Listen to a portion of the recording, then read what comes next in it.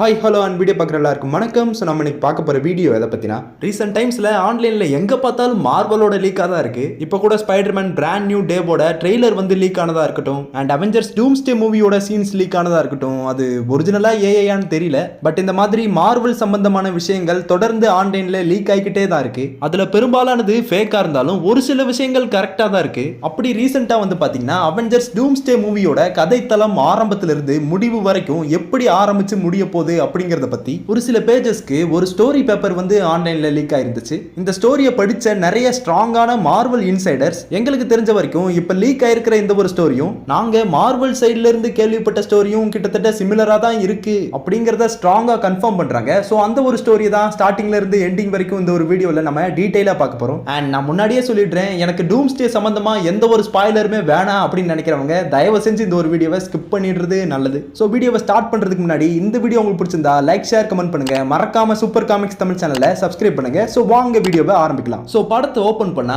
ஆரம்பத்திலேயே நியூயார்க் சிட்டியை தான் காட்டுறாங்க. பட் இந்த ஒரு நியூயார்க் சிட்டி நம்ம மெயின் டைம்லைனான எர்த் 616 சேர்ந்தது கிடையாது.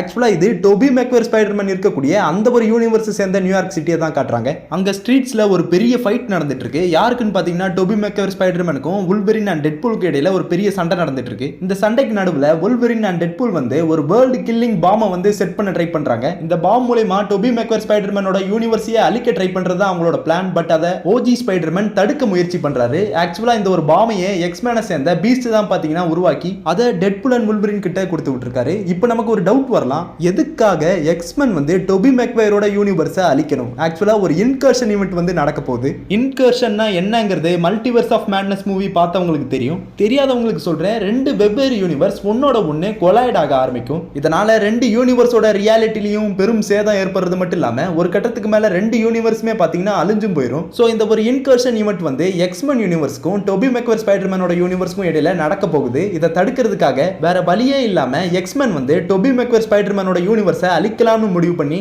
அந்த ஒரு டைம் ரீப்பர் பாம்பை டெட்பூல் அண்ட் வுல்வரின் கிட்ட கொடுத்து விட்டுருக்காங்க. சோ இதை தடுக்கிறதுக்காக ஓஜி ஸ்பைடர்மேன் வந்து எவ்வளவோ முயற்சி பண்றாரு. பட் அவருடைய முயற்சியையும் மீறி வுல்வரின் அந்த ஒரு டைம் ரீப்பர் பாம்பை செட் பண்ணி அதை பிளாஸ்டும் பண்ணிடுறாரு. இந்த ஒரு பிளாஸ்ட்ல ஏற்பட்ட வெடிப்புனால வுல்வரின் டோபி ஸ்பைடர்மேனோட சேர்த்து அந்த ஒரு யூனிவர்ஸே ஒட்டு மொத்தமா அழிஞ்சு போயிருது. பட் இந்த பிளாஸ்ட்ல இருந்து டெட்பூல் மட்டும் எஸ்கேப் ஆகி பழையபடி தன்னோட யூனிவர்ஸ்க்கே வந்துடுறாரு. இதை தெரிஞ்சுக்கிட்ட ஜார்ஜ் சேவியர் வந்து ரொம்பவே ஃபீல் பண்றாரு. இப்படி தன்னோட யூனிவர்ஸை பாதுகாக்கிறதுக்காக வேற ஒரு யூனிவர்ஸையே அழிச்சிட்டோமேன்னு ரொம்பவே கவலைப்படுறாரு. ஸோ இதுதான் படத்தோட ஸ்டார்டிங் சீனே.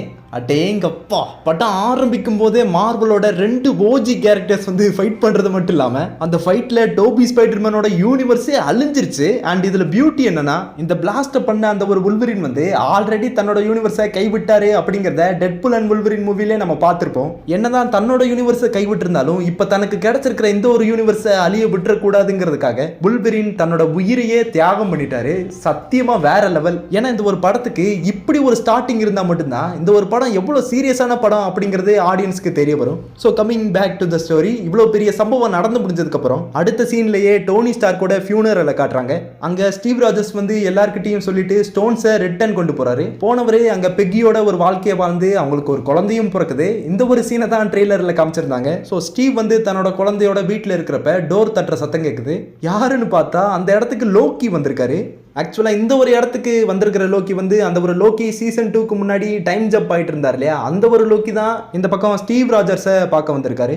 அண்ட் லோக்கி ஸ்டீவை வார்ன் பண்றாரு. ஏன்னா ஸ்டீவ் வந்து வரம்ப மீறி தன்னோட யூனிவர்ஸை விட்டுட்டு வேற யூனிவர்ஸ்ல பெக்கி கார்டரோட குழந்தை பெற்று வாழ்ந்துகிட்டு இருக்காரு. இதனால அந்த யூனிவர்ஸோட டைம் லைன்ல புதுசா பிரான்ச்சஸ் உருவாக ஆரம்பிக்கும். அப்படி உருவானாலே டிவியே அந்த ஒரு யூனிவர்ஸ்க்கு வந்து கேப்டன் அண்ட் அவரோட குழந்தைய ப்ரூன் பண்ணிடுவாங்க. ஸோ இப்படி ஒரு விஷயத்துல இருந்து ஸ்டீவை காப்பாத்துறதுக்காக தான் லோக்கி அந்த ஒரு இடத்துக்கு வந்திருக்காரு. லோக்கி எப்படியோ பேசி கன்வின்ஸ் பண்ணி ஸ்டீவையும் அவரோட ஃபேமிலியோட சேர்த்து வேற ஒரு யூனிவர்ஸ், அதாவது எர்த் 828க்கு கூட்டிட்டு போறாரு. அந்த ஒரு யூனிவர்ஸ்ல அவெஞ்சர்ஸ் யாருமே எக்ஸிஸ்ட் ஆகலங்கிறதுனால அந்த ஒரு யூனிவர்ஸ்ல ஸ்டீவுக்கு பெருசா எந்த ஒரு பிரச்சனையும் வரப்போறது இல்ல. அப்படி ஏதாவது பிரச்சனை ஏற்பட்டாலும் தன்னை கான்டாக்ட் பண்றதுக்காக லோக்கி ஒரு டைம் பேடையுமே ஸ்டீவ் கிட்ட கொடுத்துட்டு போயிருக்காரு.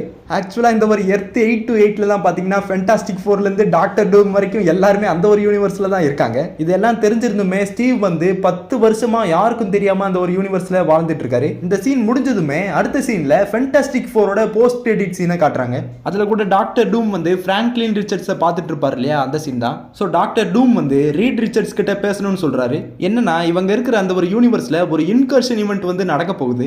இந்த இன்கர்ஷன் ஈவெண்ட்டை தடுக்கிறதுக்காக டாக்டர் டூமோட சேர்த்து ஃபென்டாஸ்டிக் ஃபோரும் எர்த் 616க்கு வரணும்னு சொல்லி ரீடை கன்வின்ஸ் பண்றாரு. பிளஸ் நம்ம மல்டிவர்ஸ் டிராவல் பண்ற மாதிரி நம்ம யூனிவர்ஸ்க்கும் யாரும் வந்திருக்க வாய்ப்பு இருக்கு, அதை நீ தான் கண்டுபிடிக்கணும்னு சொல்லி ரீட் கிட்ட டாக்டர் டூம் சொல்றாரு. ஸோ இந்த இடத்துல டாக்டர் டூமுக்கு ஏற்கனவே மல்டிவர்ஸை பத்தியும் இன்கர்ஷன் ஈவெண்ட்டை பத்தியும் ஏன் ஸ்டீவ் ராஜர்ஸை பத்தியுமே நாலேஜ் இருக்கு. ஸோ அவர் ஏதோ பிளான் பண்ணி தான் ரீட் கிட்ட இந்த ஒரு விஷயத்தை சொல்றாரு. ரீடும் தன்னுடைய ஹோல் பிளானட்டையே ஸ்கேன் பண்ணி பார்க்கறாரு. அதில் ஸ்டீவோட ஃபேமிலி வந்து தன்னோட யூனிவர்ஸை சேர்ந்தவங்க கிடையாது அப்படிங்கிற விஷயத்தையும் ரீட் கண்டுபிடிக்கிறாரு. ஸோ ஃபென்டாஸ்டிக் ஃபோரும் டாக்டர் டூமும் ஸ்ட்ரெயிட்டா ஸ்டீவ் கிட்ட போய் அவர்கிட்ட பேசுறாங்க. இந்த மாதிரி ஃபென்டாஸ்டிக் ஃபோரோட சேர்த்து ஸ்டீவும் எர்த் 616க்கு வரணும், அப்பதான் இன்கர்ஷன் ஈவெண்ட்டை பத்தி அவெஞ்சர்ஸ் கிட்ட பேசி அவங்கள கன்வின்ஸ் பண்ண முடியும்னு சொல்றாரு. இந்த இடத்துல ஸ்டீவ் வந்து டாக்டர் டூமோட அந்த ஒரு டோனி ஸ்டார்க் ஃபேஸை பார்த்துட்டாரா இல்லையான்னு தெரியல. பட் எல்லாருமா சேர்ந்து அந்த ஒரு ஃபென்டாஸ்டிக் ஃபோர் பிளேன் மூலமா எர்த் 616க்கு வராங்க.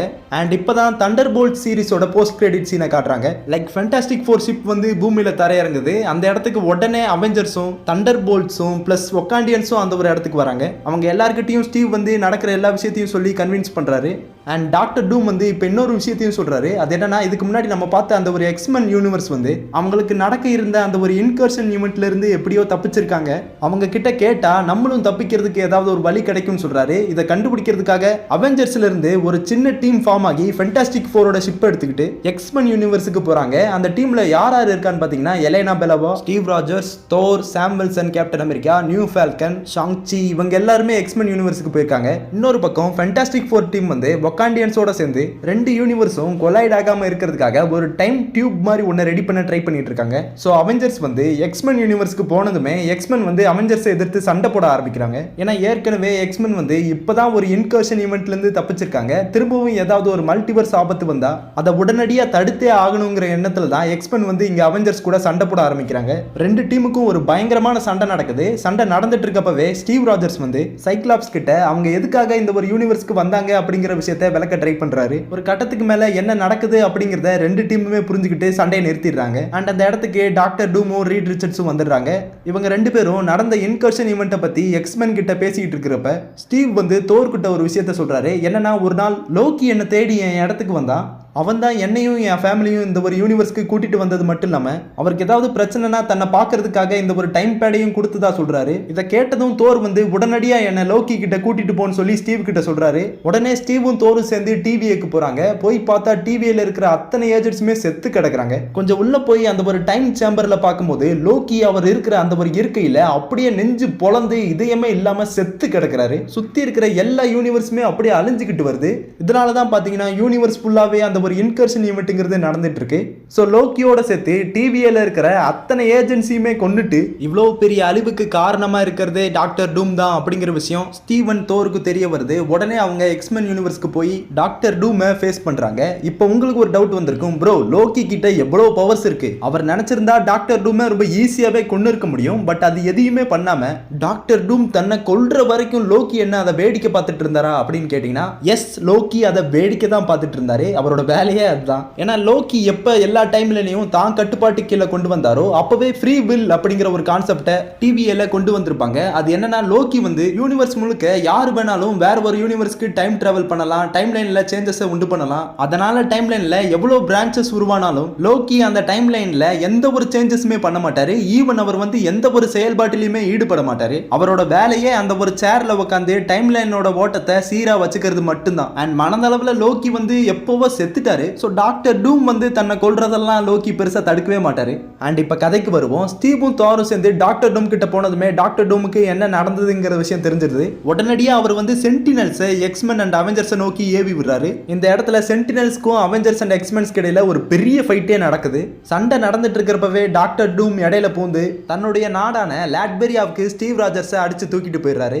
ஸ்டீவ் கண் முழிச்சு எழுந்து பார்க்கும்போது அவர் கண்ணு முன்னாடி அவரோட மகனும் பெக்கி கார்டரும் டூமோட கட்டுப்பாட்டில் இருக்காங்க. இருக்காங்க. இப்பதான் டூம் ஒரு மிகப்பெரிய விஷயத்தை ரிவீல் பண்றாரு. அது என்னன்னா, ஸ்டீவ் ராஜர்ஸ் அவர் ஃபேமிலியோட இந்த ஒரு யூனிவர்ஸ்க்கு வந்ததுனால தான் இவரோட யூனிவர்ஸ்ல அந்த ஒரு இன்கர்ஷன் ஈவென்ட்டே ட்ரிகர் ஆயிருக்கு. இந்த ஒரு விஷயத்தை முன்னாடியே தெரிஞ்சுக்கிட்ட டாக்டர் டூம் வந்து தன்னுடைய சார்சரர் மேஜிக் பவரை யூஸ் பண்ணி இந்த ஒரு இன்கர்ஷன் ஈவென்ட்டை தடுக்கிறதுக்காக ஏகப்பட்ட முயற்சிகள்ல ஈடுபடுறாரு. அதுல ஒரு முயற்சி தப்பாவும் முடியுது. அது என்னன்னா, இவர் யூஸ் பண்ணிக்கிட்டு இருந்த அந்த ஒரு டார்க் மேஜிக்கோட விளைவால இவருக்கு கீழே வேலை பார்த்துக்கிட்டு இருந்த ஒரு மந்திரவாதி இவரோட கண்ணு முன்னாடியே அவரோட ஒட்டுமொத்த குடும்பத்தையும் கொல்றாரு. சோ இப்படி தன்னோட குடும்பம் ஒட்டுமொத்தமா செத்ததுக்கு ஸ்டீவ் ராஜர்ஸ் தான் காரணம்னு சொல்லி ஸ்டீவ் ராஜர்ஸ் கண்ணு முன்னாடியே அவரோட பையனை டாக்டர் டூம் கொல்றாரு. இதை பார்த்ததும் ஸ்டீவோட மனநிலையை நினைச்சு பாருங்க. தலைவன் எண்டு கேம்ல தேனோஸ் அவருடைய படையை திரட்டி ஒன்னா சேர்ந்து வரும்போது கூட அவரை எதிர்த்து முன்னேறி கலங்காம நடந்து போனவர் தான் ஸ்டீவ். பட் அவரே இந்த இடத்துல தான் பையனோட இறப்ப நினைச்சு கதறாரு. இது நடந்ததும் டாக்டர் டூம் வந்து தன்னுடைய ஒட்டுமொத்த லாட்பெரியா நாட்டுக்கே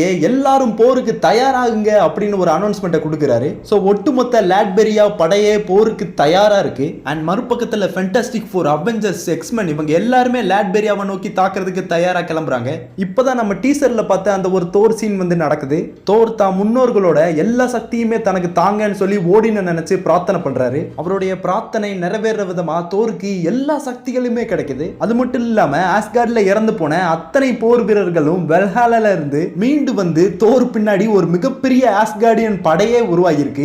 இவ்வளவு சக்திகளையும் படைகளையும் வச்சு தோர் லாட்பெரியாவை நோக்கி படையெடுத்து போறாரு. சோ இப்போ ஒரு பக்கம் டாக்டர் டூமோட லாட்பெரியா படை, இன்னொரு பக்கம் Avengers, X Men, fantastic four, Wakandians, Thor, Asgardians எல்லாருமே ஒன்னா சேர்ந்து டாக்டர் டூமை எதிர்த்து யுத்தம் நடக்குது. போரோட முடிவுல இன்கர்ஷனால 2 யூனிவர்ஸுமே அழிஞ்சு போயிருது. யுத்தத்துல சண்டை போட்ட அத்தனை வீரர்களுமே அழிஞ்சு போயிடுறாங்க. ஆனா ஒருத்தர் மட்டும் இன்னும் உயிரோட இருக்காரு. அவர் வேற யாரும் இல்ல, அவர் தான் டாக்டர் டூம்.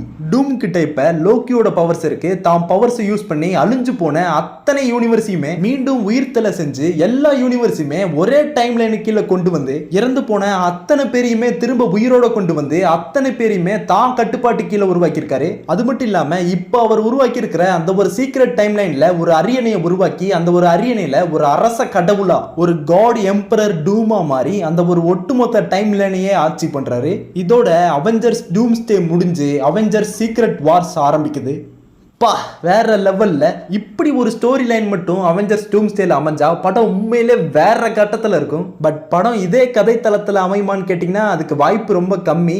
ஏன்னா இதுவே லீக்கான ஸ்டோரி தான். பட் லீக்கான ஸ்டோரியே கேட்கறதுக்கு பயங்கரமா இருக்கே. படம் அப்ப எப்படி இருக்குன்னு நினைச்சாலே இப்பவே வெயிட்டிங்லேயே வெறி ஆகுது. ஸோ படத்தை பொறுமையா காத்திருந்து பார்ப்போம். அண்ட் வீடியோவை ஃபுல்லா பார்த்த அனைவருக்குமே தேங்க்ஸ் ஃபார் வாட்சிங்.